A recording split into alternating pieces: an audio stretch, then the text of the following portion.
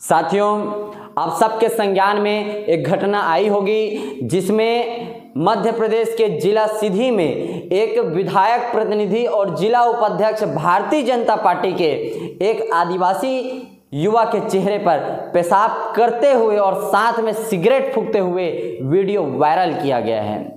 आप सोचिए कि ये लोग इस तरह से अमानवीय कृत्य करते हैं, इसके बाद भी ये लोग कानून व्यवस्था से इनका डर बिल्कुल भी नहीं है। इसी वजह से ये ऐसे कृत्य करने के बाद भी अपना वीडियो सोशल मीडिया पे बेतहाश तरह से ये लोग डालने का काम करते हैं। तो सीधा ये कहा जा सकता है कि मध्य प्रदेश जहाँ पे भाजपा की सरकार है, जहाँ पे शिवराज चौहान जी वहाँ के मुख्यमंत्री है, वहाँ का लॉ एंड ऑर्डर किस तरह से है और वहाँ सत्ता में बैठे हुए लोग जिनके संरक्षण में इस तरह से विधायक प्रतिनिधि के द्वारा इस तरह से कृत्य किया गया है, वो किस तरह से कितनी अमानवीय और घिनौनी हरकत है। जिन लोगों के दिलों में संवेदनाएं जिंदा है, जो लोग इंसानियत को समझते हैं, वो इस बात को समझ सकते हैं कि ये घटना कितनी घिनौनी और अमानवीय है। और जो लोग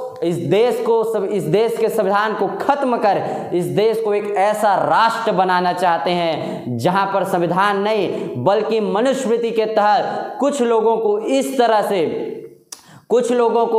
तरह से अपना मनमानी करने का अधिकार देते हैं। इसलिए जिन लोगों के दिलों में संवेदनाएं और इंसानियत नहीं है उनके लिए ये अच्छी खबर है, लेकिन जो लोग इंसानियत को मानते हैं, जिनके दिलों में संवेदनाएं जिंदा है, उन लोगों के लिए ये अमानवीय घटना है। और ये सीधे रूप में ये कहा जा सकता है कि भाजपा सरकार का जो लॉ एंड ऑर्डर है वो पूरी तरह से ध्वस्त और चरमरा चुका है। वहाँ के लोग जो इस तरह से अमानवीय कृत्य करते हैं उनमें कानून का डर बिल्कुल भी नहीं है। और इसी तरह से एक घटना इस छत्तीसगढ़ में हुई है जहाँ पर एक तरुण डहरिया नाम का एक युवा जिसे पिथौरा पुलिस ने चोरी के नाम से गिरफ्तार किया गया था, और जिन लोगों ने चोरी के नाम से उन पर एफआईआर यानी शिकायत दर्ज कराए थे, उन्हीं लोगों ने फिर उसे 2 से 3 घंटे बाद पिथौरा से उठाकर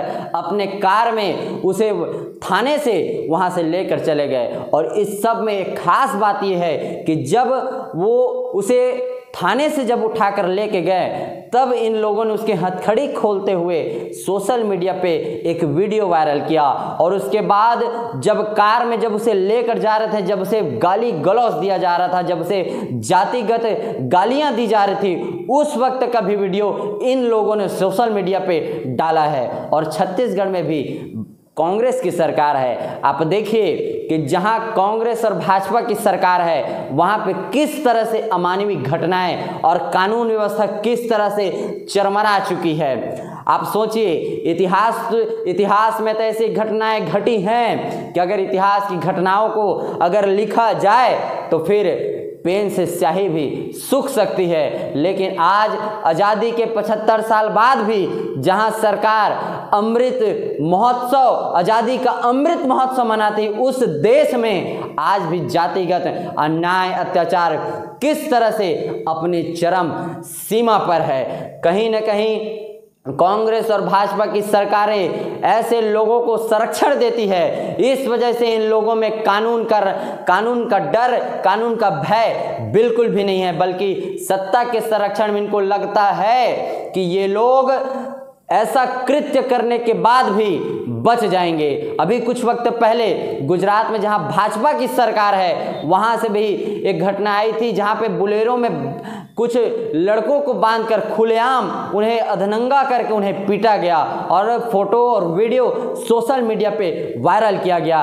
राजस्थान में मूछ रखने पर, जहां कांग्रेस की सरकार है, वहां पर मूछ रखने पर जितेंद्र मेघवाल की हत्या कर दी जाती है, जहां पर एक मास्टर द्वारा एक 9 साल के बच्चे को, इंद्र मेघवाल को, मटका छूने पर भी हत्या कर दी जाती है। आप बताइए कौन से आज़ादी का अमृत महोत्सव आपने पिछले वर्ष आपने मनाया है। हो सकता है कि आप स्वार्थ और दलाली की राजनीति में इस तरह से लीन हो चुके हैं कि अपने ही समाज के ऊपर घटने वाली इन अमानवीय घटनाओं पर भी आपने अपनी चुप्पी साध ली है। एक बात याद रखिए, उनकी मौत पर हम चुप थे, उनकी मौत पर हम चुप थे, मेरा नंबर अब आया है। लेकिन एक बात याद रखिए, आपका भी नंबर आएगा, क्योंकि अगर जंगल में आग लगेगी तो फिर वो आग आपके घर तक भी जाएगा।